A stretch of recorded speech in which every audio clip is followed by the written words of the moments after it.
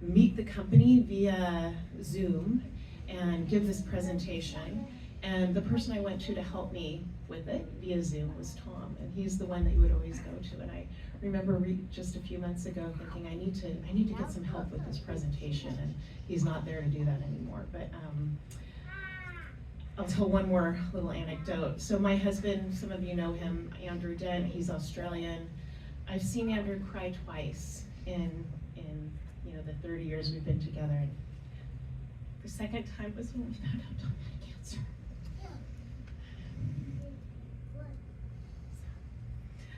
Tom, I will miss you so much, and thank you. I'm such a better person for having met you.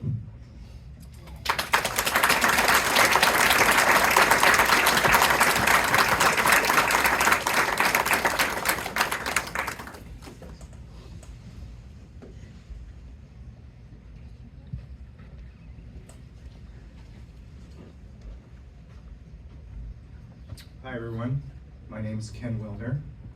I worked closely with Tom for 10 years at Huseby, and he had a big impact on my life in many ways.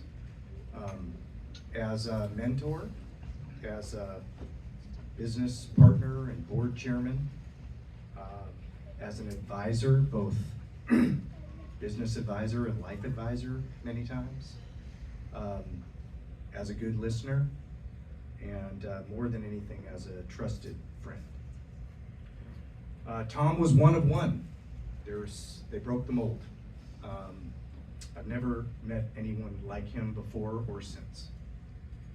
He had this, as everyone knows, larger than life personality and life. That was his life. I loved hearing his stories about driving a cab in Harlem in the 60s and sailing adventures in Brazil, and it seemed like there was always some near-death experience that he could share with everybody. And I imagined if there's a movie of Tom's life, and there should be, it'll be played by Steve McQueen or Harrison Ford, some swashbuckler. But more than that, Tom to me was this has been said tonight already, but he was an authentic person, about as authentic as you could get. When I first met Tom, I couldn't believe what I was hearing and seeing. He was a venture capitalist by trade, but he didn't act like one. I had never met someone, and I was a little skeptical, to be honest. I thought, okay, he's not really sharing what he really thinks. Like, he's not being transparent. He must be playing things close to the vest. The other shoe's gonna drop at some point. And then after a bit of time getting to know Tom, I realized that he doesn't have a vest. There is no other vest. He's not playing anything close to the vest. What you see is what you get. And he wore his emotions and his heart on his sleeve, and it was a big heart. More than anything, I was going to say that I think of Tom as the eternal optimist, but I think pathological optimist is actually better, so we'll go with that.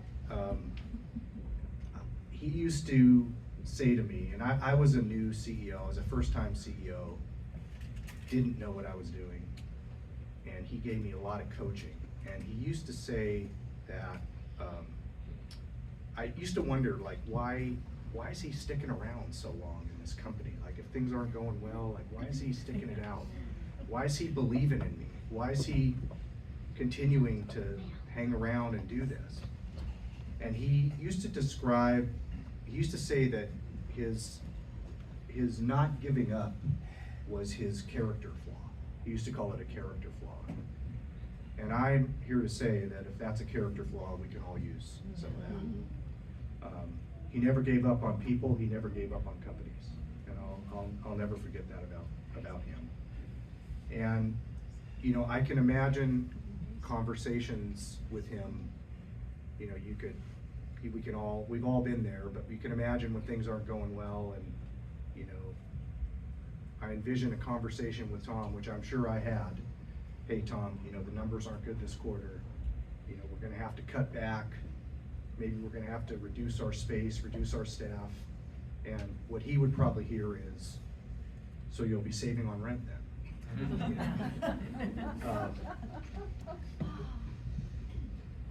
They say you learn most about a person when things aren't going well, and by that measure, I did learn a lot from Tom. You know, he is the epitome of the cliche of the person you want in the foxhole with you, not to use a war reference, but he is the person you want in the foxhole with you. Like, Tom is there till the end, and he was. I'll always have fond memories of the journey that we took together. More than anything else, not the outcome, but the people that he assembled, and the stories, and the laughs, and the dinners, and opening every board meeting with a joke from Tom, and or a story, and every board dinner with a joke from Tom. So I will always carry that with me, and Tom had such a big impact on my life and career, and I'm sure he's looking down on this. This is exactly what he wishes he's here, right? He would want to be here for this. So rest in peace, Tom. Hope the sailing is smooth and you never run out of jokes.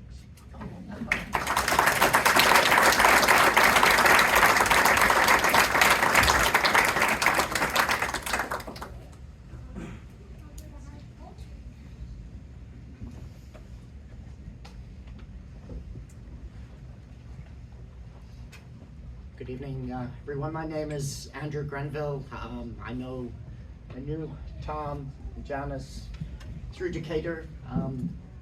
Alas, for not nearly long enough, a very short stretch.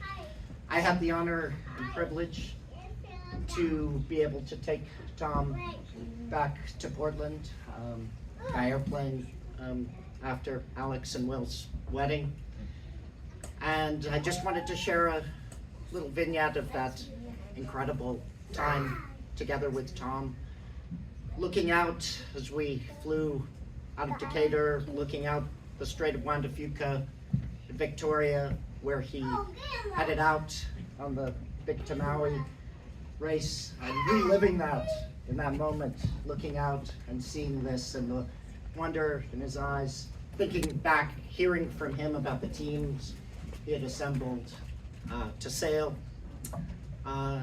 As we kept going, the teams, as he built businesses and worked with them, his family, Max, Alex, Connor, Devin, hearing the stories. As we flew down the Hood Canal, all in the Puget Sound, the sailing trips, the races, just the intensity, starting those races, the music, and the wonder and the passion. And just what an incredible life he lived, and having the privilege and honor to be able to share that with him. And I just, I miss him dearly, and just took so much away from the short time, the year that I knew him, and just such a privilege. Miss him dearly. Thank you.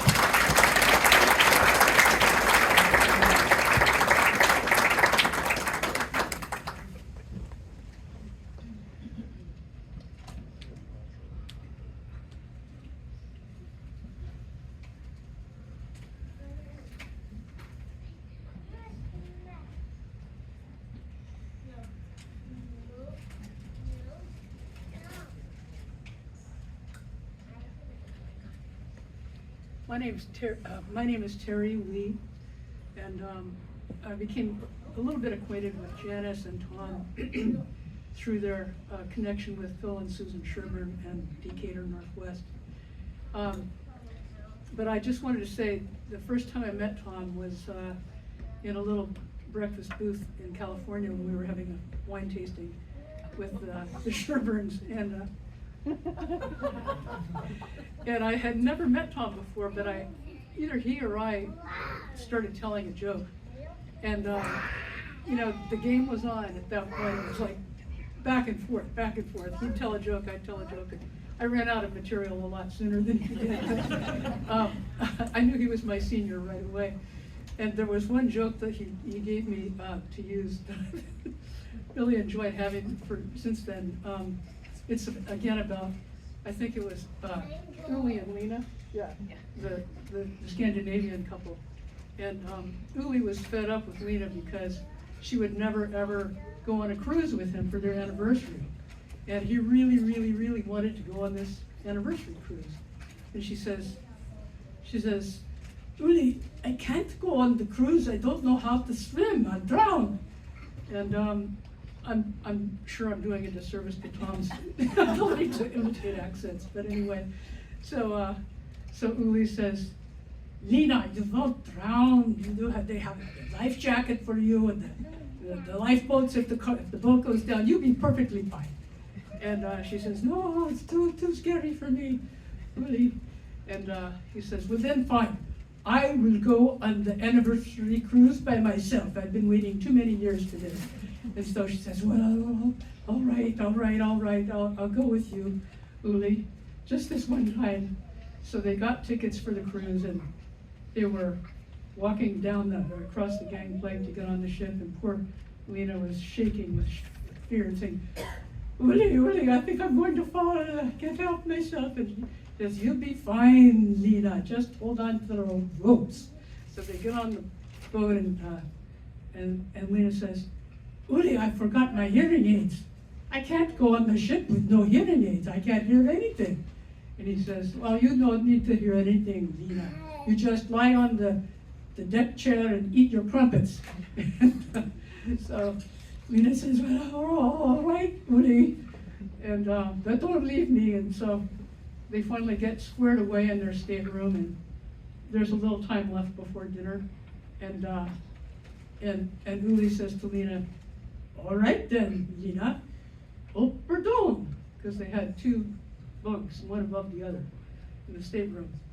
And Lena tore off her clothes and jumped on his bones, and they went right at it right away. And Uli was just astonished. This was the best thing that had ever happened to him in 40 years. He just thought he was a young man again. So they went to dinner, and they had a nice dinner with company, and they came back to the stateroom, and the same thing. Uli says, all right then, Lena, oh, pardon. And she tears her clothes off, and tears his clothes off, and they go madly at it, and she goes to sleep, and this goes on for 2 weeks for the whole cruise. And Uli is mystified. And finally, they get home, and they get their suitcases into the bedroom and everything, and they're all squared away, and it's getting towards bedtime, and Uli says to Lena, all right then, Lena, pardon. And she jumps on his bones again, and then she says, just a minute, Uli, I have to go get my hearing aids. So she goes and gets her hearing aids, and then comes back and says, now, Uli, what was it you were saying to me? And he says, I said, well, you know, Lena, we had a pretty good time on that ship. And now at home, I thought maybe we could continue our fun. And so I'm saying, oh, pardon. And she says, Uli, I thought you were saying, Fokerdron.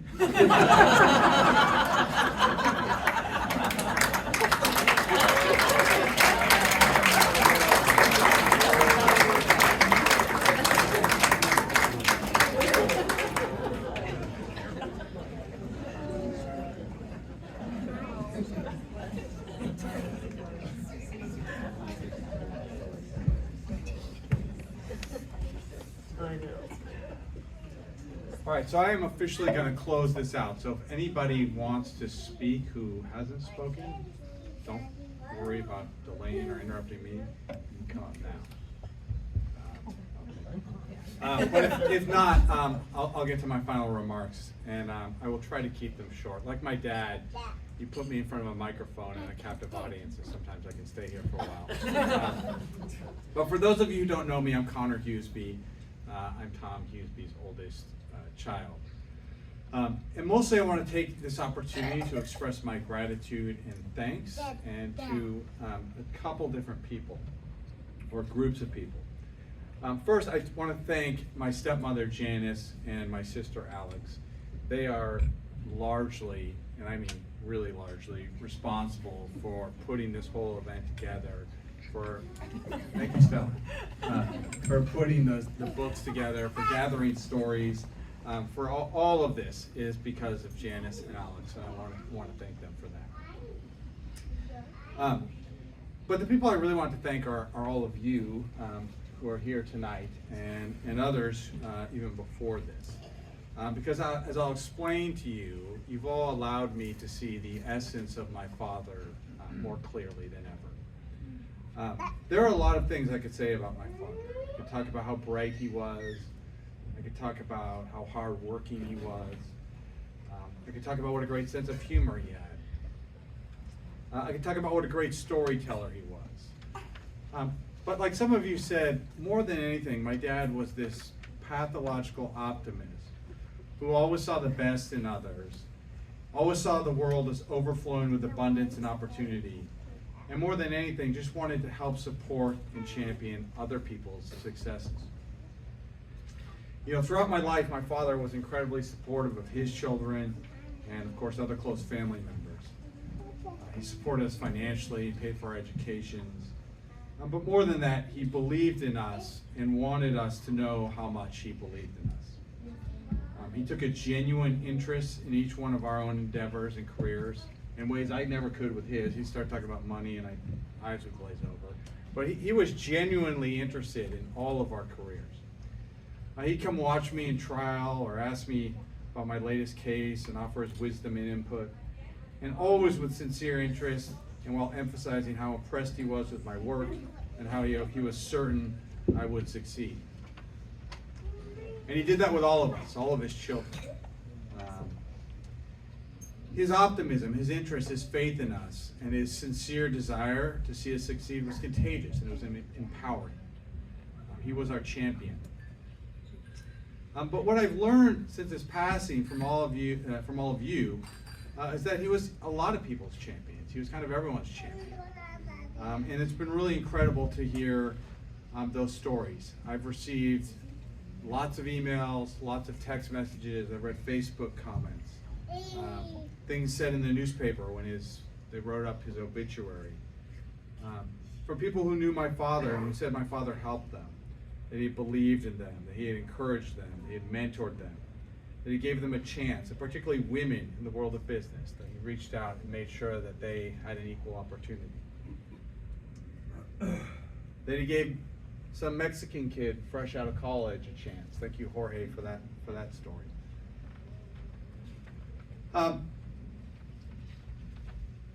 That he had taken the most precious resource that all of us have, our time, to learn about them and to help them in any way he could. And because this was my dad's way, he had this way of making you think that you were the most important person in the world to him. I'm sure that all those people, just like me, thought he was uniquely interested in them and their champion, just like he was with my siblings. And I think the best example of this came during this ceremony we had. We had a ceremony about 2 months ago to spread his ashes on Puget Sound. And you know, my brother and I grew up boating, but it didn't catch on. And and we had a boat after my dad died, but we didn't really feel comfortable being the ones to drive it. So a boat captain who ran a little passenger ferry volunteered his time and took us and a number of family members out, and we had a great time spreading my dad's ashes. You know, at the ceremony, the captain asked us to speak, and I'll be honest, my first thought was, you know, what's this guy got to say? You know, some general platitudes that we all say when we hear someone has died. But he had a much richer story to tell than that. It turned out he met my father when he was pumping gas on the docks. And he said that for no real reason at all, my father became very interested in that first day, in this young man working the docks. He wanted to know about his plans for the future. He wanted to know about his family. He wanted to know what his dreams and his ambitions were. He was just genuinely interested in this random guy he met pumping gas. And it just so happened that the young man, as he described it to us, was at that crossroads in his life. And it turned out he'd always dreamed of becoming a boat captain and owning his own commercial vessel. But he'd become somewhat hopeless and depressed, and he was convinced he'd never be a boat captain, he'd never own a boat. And so he said he was thinking of giving up on that dream and going back to doing construction work. And their conversation ended that day, and he thought he'd never see my father again. But the next time he saw my father at the boat dock, my father jumped right back into that conversation like it had never ended, remembering all the details. And over time, my father encouraged and counseled the young man on how to achieve his dream of becoming a boat captain. He believed in him. He gave him his time to help him develop a plan. And inspired and assisted by my father, the man kept persevering and earned a captain's license in his own boat. And on the day he picked passengers up on that boat for the first time as a captain, my dad was waiting for him at the dock, having cooked him a breakfast and with a banner congratulating him for becoming a captain. And as the captain said that day, you know, it's like my dad was prouder than him than his own family was. You know, my dad had no reason to get so invested in this young man working the gas pump at the docks, but he did. And he did it, I think, because he believed in this world of abundance, where everyone can succeed and where everyone can achieve their dreams, where there's enough for everyone to be happy. And whether it helped him or not, my dad always wanted to make sure everyone succeeded. My dad was a champion of other people's dreams and ambitions. That was really what his essence was. And I never knew, you know, someone here told me as I was walking around the room, he had a gift for seeing the good and the potential in people and then helping them to see it themselves. That's who he was. And I never knew that. I never knew just how much of a champion he was to others until I heard it from you, so thank you. So I'll say in closing, I'll raise a toast if you have a glass to my father, to fair winds and following seas as he embarks on this last adventure. And in the spirit of my father, and because he's not here to say it himself, I wish the same thing to you, fair winds and following seas, because that is what he would have wanted for each and every one of us here. Thank you.